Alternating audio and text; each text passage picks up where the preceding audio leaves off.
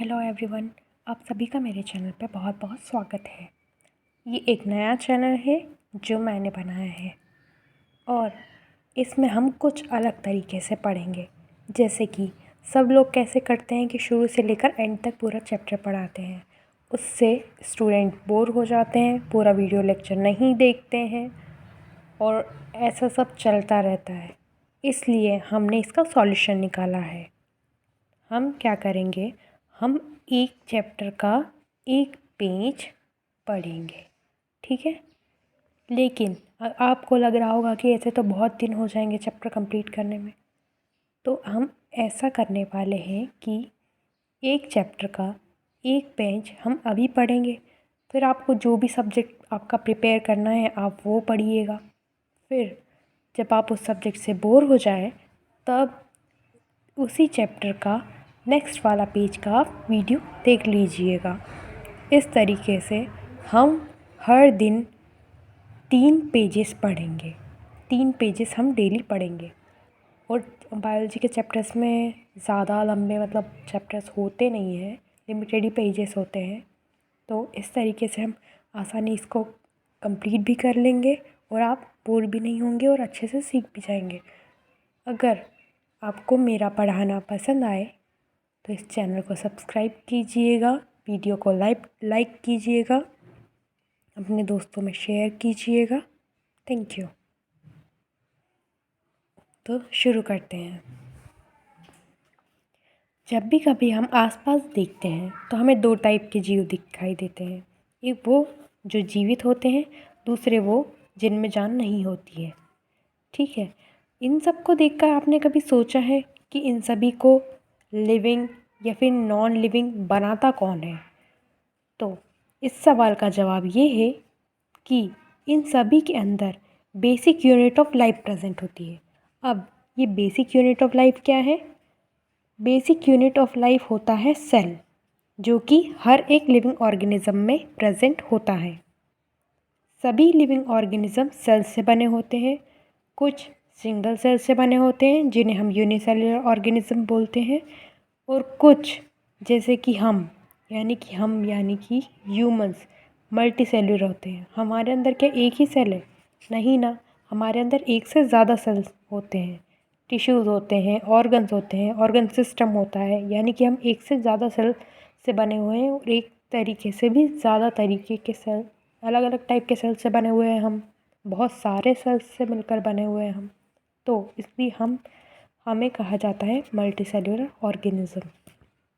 कुछ ऑर्गेनिज्म जो single cell होते हैं, यानी कि उनमें सिर्फ एक सेल होता है, उन्हें यूनिसेलुलर ऑर्गेनिजम्स कहा जाता है। और कुछ जैसे कि हम हैं, जिनके अंदर बहुत सारे सेल्स होते हैं, उन्हें मल्टी सेलुलर ऑर्गेनिजम्स कहा जाता है, ठीक है। एनसीईआरटी का ये वाला पैराग्राफ हमने कंप्लीट कर लिया है। अब पढ़ते हैं दूसरे पैराग्राफ पे। यूनिसेलुलर ऑर्गेनिजम्स इंडिपेंडेंटली एग्जिस्ट करते हैं।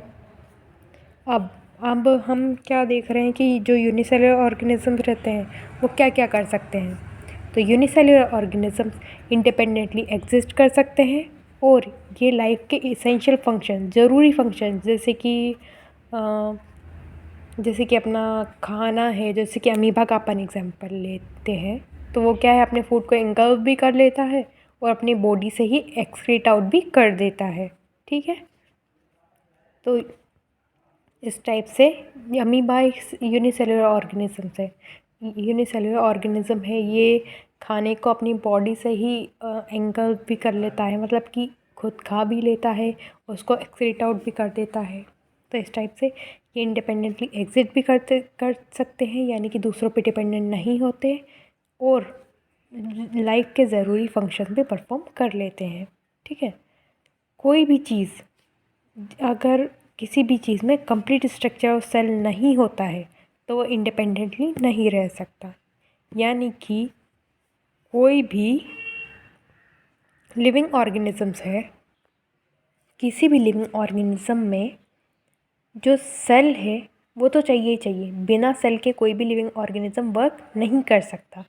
यानी कि सेल तो बेसिक यूनिट है अपनी लाइफ की, मतलब कोई भी चीज़ जीवित है तो उसमें सेल की ज़रूरत पड़ेगी, ठीक है। बिना सेल के वो जीवित नहीं रह सकता। तो सेल जो है वो फंडामेंटल स्ट्रक्चर और फंक्शन यूनिट है सभी लिविंग ऑर्गेनिज्म की। इस बात से ये प्रूव हो जाता है कि cell is the fundamental structural and functional unit of life of all living organism. ठीक है, तो अपन क्या याद रखेंगे, FSF fundamental structural and functional unit of all living. Okay, फिर सबसे पहले अपने को यहाँ पे क्या बात देखनी है कि यहाँ पर लिखा है लाइव सेल। तो आपको याद रखना है कि यहाँ पे लाइव सेल लिखा हुआ है। बच्चे क्या करते हैं, याद रख लेते कि पहली बार सेल किसने देखा था, लेकिन यहाँ पर साफ साफ लिखा है कि सबसे पहले लिविंग सेल किसने देखा था। तो लाइव सेल को सबसे पहले देखा था एंटन वॉन लिपनहोक ने। फिर आ जाते हैं अपने रॉबर्ट ब्राउन। रॉबर्ट ब्राउन ने बाद में डिस्कवरी की न्यूक्लियस की। ठीक है, तो पहले डिस्कवरी काय की हुई, सेल की, जिसकी डिस्कवरी किसने करी, एंटन वॉन लिपनहोक ने। उसके बाद सेल को अच्छे से देखा परखा गया। उसी स्टडी के दौरान रॉबर्ट ब्राउन ने ये डिस्कवर किया कि सेल के अंदर क्या होता है, न्यूक्लियस। ठीक है, फिर आया अपना माइक्रोस्कोप। माइक्रोस्कोप से और भी अच्छे से देखा। इलेक्ट्रॉन माइक्रोस्कोप आया जिससे और क्लियरली देख सकते थे, इसलिए उन्होंने अच्छे से देखा और बाकी सेल की जो भी स्ट्रक्चरल डिटेल्स है, जैसे साइटोप्लाज्म है, राइबोसोम है, वैक्यूल है, सब कुछ पता लगाया। ठीक है, फिर आखिरी पैरा पे आते हैं इस पेज के। जैसा कि हमने डिसाइड किया था कि हम एक पेज ही पढ़ेंगे अभी के लिए इस वाले एपिसोड में। ठीक है, तो सेल थ्योरी के बारे में पढ़ेंगे। सेल थ्योरी श्लेडन नाम के एक साइंटिस्ट ने दी थी। अब जो श्लेडन था वो कौन था, श्लेडन बॉटनिस्ट था। अब हम ये याद कैसे रखेंगे, यहाँ पर दिया गया है मैटिया श्लेडन, दूसरे पेज पर है अपना, मतलब कि ये वाले में है अपना शॉन। ठीक है, तो शॉन क्या है, जूलॉजिस्ट। अब शॉन यानी कि किसी जानवर के बच्चे को शॉन कहा जाता है। उस जानवर का नाम है